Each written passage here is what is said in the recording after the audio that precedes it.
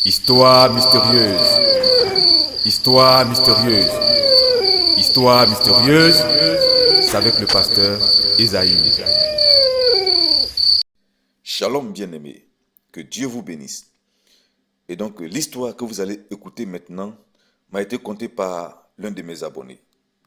Et donc voici une jeune étudiante qui, pendant que son petit ami, son petit copain étudiant comme elle, était en pleine composition, décide de s'aventurer avec un inconnu, avec un monsieur, un homme beaucoup plus âgé qu'elle.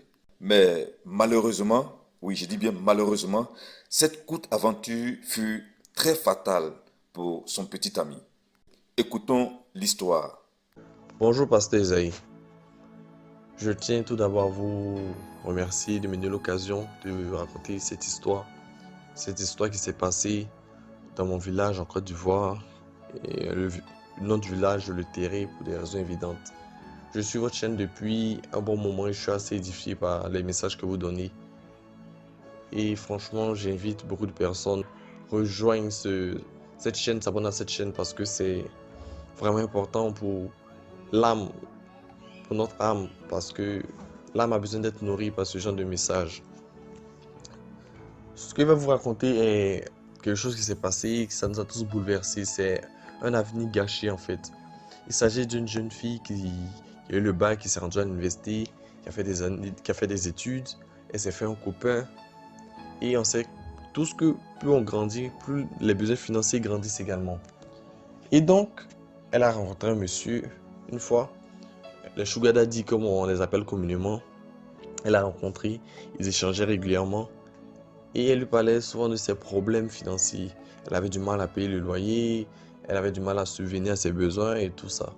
Et le monsieur réagissait, le monsieur donnait de l'argent régulièrement. Le monsieur aidait et elle savait que le monsieur allait attendre quelque chose derrière. Elle s'était préparée à ça. Et le monsieur ne demandait rien jusque-là. Et le moment est venu où le monsieur a dit que voilà, moi je veux ça. Et donc elle n'a pas discuté, elle a couru aussi vite. Et ils sont sortis ensemble. Ça s'est passé encore plusieurs fois derrière. Et elle ne sortait pas avec son copain pendant ce moment-là parce qu'il était en compo. Donc, il s'est concentré un peu sur ses examens. Donc, les deux se voyaient pas comme ça. Et donc, elle, le monsieur en question, sortaient régulièrement ensemble. Ils n'utilisaient plus de préservatif. Elle lui avait donné la permission de mettre sa semence en elle, si je peux le dire ainsi. Et donc, il lui répétait à chaque fois qu'ils sortaient ensemble qu'elle était à lui, qu'elle lui appartenait. Et lui à personne d'autre en fait. Et bon, elle se disait que voilà, c'est parce qu'elle avait trop géré. C'est parce qu'elle était trop performante. Et donc, c'est comme si le monsieur était fou d'elle en fait. Elle ne comprenait pas le vrai sens de ce que le monsieur lui disait. Et donc, une fois, ils étaient ensemble, ils sont sortis ensemble. D'habitude, ils vont au restaurant. Mais cette fois, le monsieur est venu directement avec la nourriture, avec de la boisson et tout. Elle ne savait pas vraiment ce que c'était, mais elle a mangé. Et donc, après, ils s'être quittés là-bas, elle est retenue chez elle, où son copain l'attendait. Il était un peu furieux parce que il ne savait pas où elle était partie. Il savait qu'elle n'avait pas cours, elle n'était pas avec les amis avec qui elle avait l'habitude de traîner et eux aussi ne savaient pas où elle était. Donc, il se faisait des idées. Et qu'elle est arrivée, elle a commencé à calmer les gens en disant elle est partie en ville. Elle a rencontré une de ces mamans-là qui l'a invitée, ainsi de suite pour calmer un peu le jeu. Et les deux sont rentrés dans la chambre pour, voilà, pour apaiser les tensions. Ils sont sortis ensemble et tout. Et lorsque le jeune a trempé son biscuit, si je peux m'exprimer ainsi, il a senti une morsure, donc il s'est retiré aussitôt. Et il voit qu'il y a deux trous sur son zizi, son pénis, et il y a du sang qui commence à gicler. Ah donc il est paniqué, alors il demande à la fille ce qui s'est passé, pourquoi est-ce qu'il y a du sang sur son pénis, pourquoi est-ce qu'il est blessé, qu'est-ce qu'elle a mis à l'intérieur. Il commence à poser tout un tas de questions. La jeune fille aussi ne comprend pas, elle voit du sang sortir, elle ne comprend pas ce qui se passe, elle est loin de s'imaginer ce qui s'est tramé. Et donc le jeune en panique s'est habillé rapidement, a ouvert la porte et est sorti direction l'hôpital. La jeune fille s'est habillée également Il a suivi derrière, mais ils ont pris des véhicules différents parce que le jeune était déjà parti. Et donc, arrivé à l'hôpital, le jeune se dirige vers les infirmières, lui, leur expose la situation et elles sont surprises. Elle lui demande plutôt ce qui s'est passé, s'il était au champ et tout. Il lui dit non, qu'il était dans la chambre avec sa copine et voici ce qui s'est passé. Et donc, elles sont ébahies, elles sont stupéfaites, elles ne comprennent pas. Et pendant ce temps, le sang continuait de verser. La jeune fille est venue derrière, on lui a posé des questions, elle n'a pas pu répondre. Et malheureusement, dans tout ça, ils n'ont pas pu sauver le jeune. Le jeune est décédé là-dedans. La fille est complètement abasourdie, elle ne sait pas ce qui se passe. Elle est choquée, il y a les parents du jeune qui viennent, il y a la police qui lui pose des questions, elle ne sait pas quoi répondre. Et c'est dans ça qu'elle se rappelle les paroles du monsieur.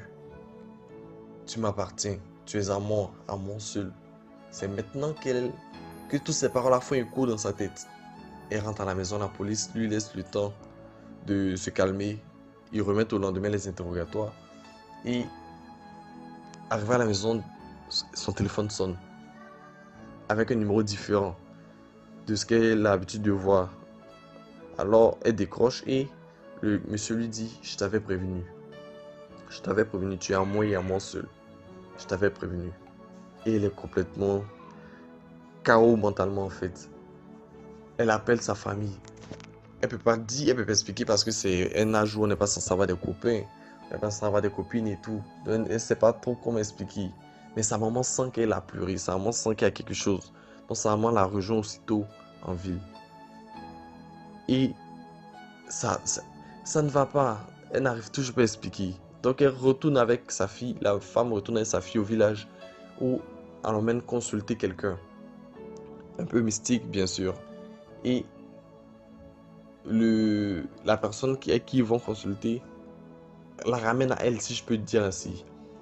Et explique ce qui s'est passé, explique le pacte en fait qui a été fait. Quand elle sortait avec le monsieur, c'est comme s'il y avait un pacte qui a été fait.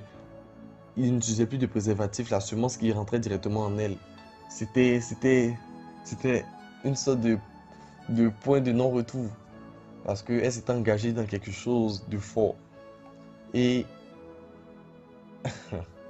franchement, ça me touche encore aujourd'hui lorsque je raconte ça parce que c'est tellement triste pour de l'argent.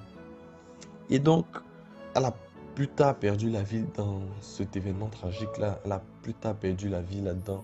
Mais avant de partir, le monsieur qui soit allé consulter, a préparé la famille, a dit qu'elle ne va pas vivre en fait. Et ce qu'elle avait de mieux à faire, c'était raconter ce qui s'était passé avant de mourir. Et voilà, c'est comme ça que la vie de cette jeune fille était brisée. Son futur était brisé parce qu'elle avait des difficultés, parce qu'elle n'a pas su s'adresser aux bonnes personnes, parce qu'elle a voulu choisir la facilité. Voilà comment une vie était brisée. Et c'est vrai que nous sommes tous tristes de comment cette situation s'est terminée. J'emmène les gens à partager cette histoire, recommander cette chaîne à d'autres personnes pour sensibiliser le plus de personnes possible. Franchement, merci beaucoup, Pasteur Isaïe. Alors, bien-aimé, voyez-vous, pendant que son petit copain, étudiant comme elle, est en pleine composition, notre jeune étudiant décide donc de s'amuser un peu. Juste pour le temps que ce dernier soit finisse sa composition, ou soit parce qu'elle avait réellement besoin de moyens financiers, selon l'histoire. Et même si elle voulait continuer à garder cette relation avec ce monsieur, cet inconnu, je ne pense pas qu'elle serait prête à laisser tomber son petit ami. Et je profite pour dire que parlant de petit ami, de petits copains, il faut dire qu'à la lumière de la Bible, voilà, le copinage, cette histoire de petit ami sont interdits. Je tiens à le rappeler. Et donc, dans cette nouvelle aventure, cette nouvelle relation, de façon subtile, je dis bien de façon subtile, de façon voilée, ce mystique, amène cette jeune étudiante à lui donner son accord pour lui dire qu'elle lui appartenait désormais. Et son accord, son oui, pour dire à ce à ce mystique plutôt, que lui appartenait désormais, paraissait simple, insignifiant. Or, à la réalité, dans le fond, c'était quelque chose de très sérieux, de très important, de capital que notre jeune étudiante venait de prendre, de dire sans le savoir. Je dis bien sans le savoir. Alors, bien aimé, j'aimerais attirer votre attention sur votre accord, votre oui devant certaines questions, certains propos. Sachez que ce oui que vous donnez vous engage entièrement, que ce soit sur le plan physique et sur le plan, comme sur le plan spirituel. Et je crois que si cette jeune étudiante avait dit non à ce monsieur, non à ce mystique, je ne pense pas que cette fatalité serait arrivée à son petit ami. Oui, parce qu'il faut dire que très souvent, notre Dieu, l'Éternel des armées, a besoin de notre accord, de notre oui pour agir dans certains domaines de notre vie. C'est la même chose aussi.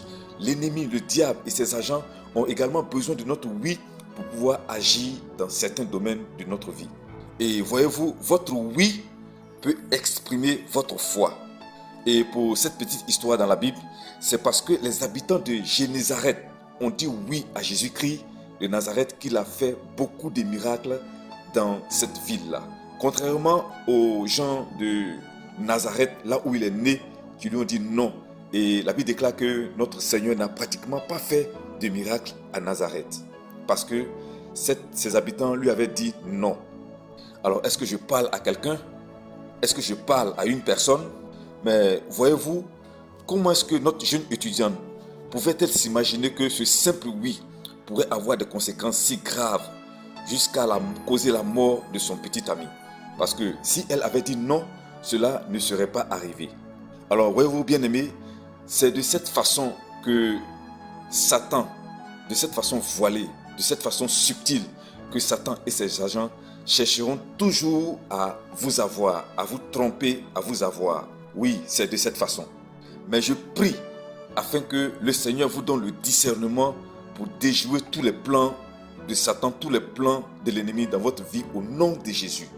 Et la deuxième morale dans cette histoire, je voudrais parler d'avoir la crainte de Dieu. La crainte de Dieu.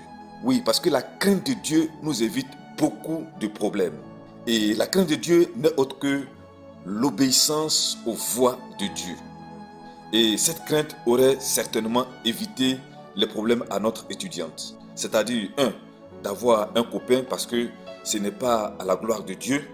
Mais deux, également, même si elle avec son copain, son petit ami étudiant, de pouvoir encore aller vers une autre personne, un inconnu, un mystique, pour chercher à sortir, coucher avec lui. Et je prie que l'Éternel te donne de les craindre au nom de Jésus. Alors, je vais terminer pour vous dire qu'il faut faire attention, oui, très attention aux inconnus, parce que l'apparence est trompeuse, oui, très trompeuse. Et je vais prier pour une personne qui entend le son de ma voix. Je prie que l'Éternel soit avec toi au nom de Jésus-Christ. Je prie que l'Éternel t'éloigne du malheur au nom de Jésus-Christ. Je prie que l'Éternel te garde au nom de Jésus-Christ. Et si tu n'as pas encore fait la paix avec le Seigneur Jésus, c'est-à-dire accepter Jésus-Christ comme ton Seigneur et Sauveur personnel, il n'est pas encore tard parce que tu as envie. Et c'est maintenant que tu entends le son de ma voix, donne ta vie au Seigneur afin que tu sois sauvé. Et toi qui as déjà accepté le Seigneur Jésus-Christ, en tout cas, je veux t'encourager à t'attacher à ce Dieu-là, à lui rester fidèle. Et que la paix de notre Dieu, qui surpasse toute intelligence, soit votre partage. Au nom de Jésus. Amen. Alors donc, j'attends vos histoires en note vocale sur WhatsApp. Et n'oubliez pas non plus de vous abonner, de liker et de partager. Que Dieu vous bénisse. À la prochaine histoire. Shalom.